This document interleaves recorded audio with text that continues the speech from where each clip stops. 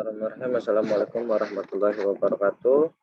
Sebelum perkenalkan, nama saya Gunawan Zikardian. Di sini saya akan mempresentasikan tugas individu mata kuliah auditing 2, yaitu program audit untuk PT Keramika Indonesia Asosiasi pada periode 31 Desember 2021. Sebelum kita mulai, mari kita membaca doa terlebih dahulu. Bismillahirrahmanirrahim. Alhamdulillahirrahmanirrahim. Ar-Rahmanirrahim. Ya Suratul ladzina an'amta 'alaihim ghairil maghdubi 'alaihim waladdallin.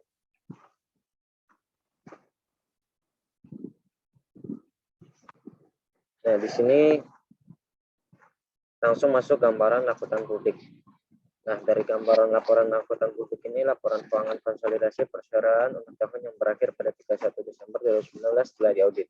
Untuk tahun ketiga berturut-turut oleh Kantor Akuntan Publik, Sidarja, Widjaja, dan rekan perusahaan anggota jaringan KPMG.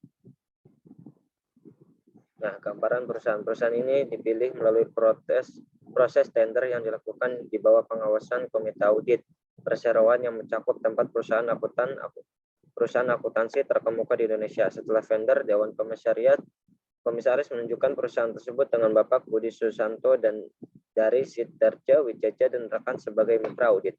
Berlokasi di Wisma GKBI 33 RD Floor Jalan Jenderal Sudirman, KAF 28 RT 14 RW 1 Bendungan Hilir, Jakarta Pusat, Kota Jakarta Pusat, daerah khusus Ibu Kota Jakarta. Kode pos 102110. Sejarah perusahaan. Sejarah PT Keramika Indonesia Asosiasi atau KIA didirikan pada tahun 1953. Awalnya pabrik di Tanjung Pandang, Belitung hanya memproduksi beberapa jenis alat-alat makanan dengan kapasitas yang sangat kecil. Namun mulai 1968, KIA merupakan produsen utama dari keramik dinding yang berkualitas sangat baik, termasuk aksesorisnya. Saat ini dengan 725 orang staf yang sudah di-training dengan baik dan memiliki performa yang sangat baik, perusahaan dapat membawa brand KIA, Proses, dan Spektra yang mendapatkan pengakuan dan penghargaan dari pasar atas kualitas produknya, baik secara domestik maupun internasional yang meliputi Asia, Eropa, dan Amerika Serikat. Saat ini pabrik KIA berlokasi di Jawa Timur dan Jawa Barat. Untuk produk keramik dinding dan lantai, pabrik berlokasi di Cilengsi, Bogor, dan Karawang, Jakarta Barat, sementara keramik untuk atap produksi di fungsi Bogor dan Gresik, Jawa Barat. Nah, di sini ada struktur organisasi PT Perseroan, PT Keramika Asosiasi Indonesia.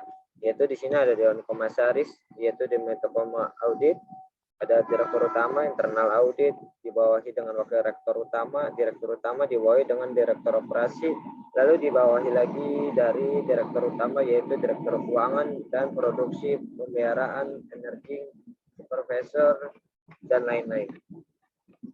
Nah, definisi auditing. Menurut Krisna Agus 2017, titik 4, auditing adalah suatu pemeriksa yang dilakukan secara kritis dan sistematis oleh pihak yang independen terhadap laporan keuangan yang telah disusun oleh manajemen, beserta catatan-catatan penunjukan dan bukti-bukti pendukung dengan tujuan untuk memberikan pendapat mengenai kewajaran laporan keuangan tersebut. Nah, di sini ada bukti audit. Menurut Sukrisno, tinjauan dari jenis pemeriksaan audit bisa dibedakan atas manajemen auditing, internal audit, komputer audit. Nah, semuanya di sini ada. Di antaranya yaitu pemeriksaan yang dilakukan untuk mengetahui apakah perusahaan sudah mentaati peraturan-peraturan kebijakan yang berlaku, baik yang ditetapkan oleh pihak intern perusahaan yang di dalam intern yaitu manajemen, Dewan Komisaris, maupun pihak ekstern yaitu pemerintah, Bapeten, Bank Indonesia, Direktorat Jenderal Pajak, dan lain-lain. Lalu di sini ada prosedur audit. Nah, prosedur audit yang dilakukan KPI ini pada dasarnya pemeriksaan auditor tidak perlu diberikan terhadap kewajaran laporan keuangan secara keseluruhan. Nah, KAP hanya memberikan pendapat apakah terdapat kecurangan atau tidak terhadap penagih piutang usaha di perusahaan. Jika memang ada kecurangan, berapa besar jumlahnya dan bagaimana modus operasinya. Jadi prosedur audit itu sendiri. Ini ada prosedur audit perusahaan. Prosedur audit Keramika Asosiasi Indonesia 31 Desember 2020 adalah sebagai berikut. Nah, di sini ada pengujian pengadilan dan ada pengujian substansi atas transaksi penjualan. Nah, di sini memeriksa pesanan pelanggan yang menyangkut bukti persetujuan kredit, memeriksa faktor penjualan untuk mendukung bill of lading dan pesanan pelanggan. Nah, di sini ada pengujian substansi dan transaksi penjualan, yaitu memeriksa urutan faktor penjualan, review jurnal penjualan dan file input yang transaksi dan jumlah yang tidak bisa, lalu menelusuri ayat jurnal penjualan ke dokumen pendukung yang mencakup faktor penjualan, duplikat, bill of lading, pesanan penjualan, dan pesanan pelanggan.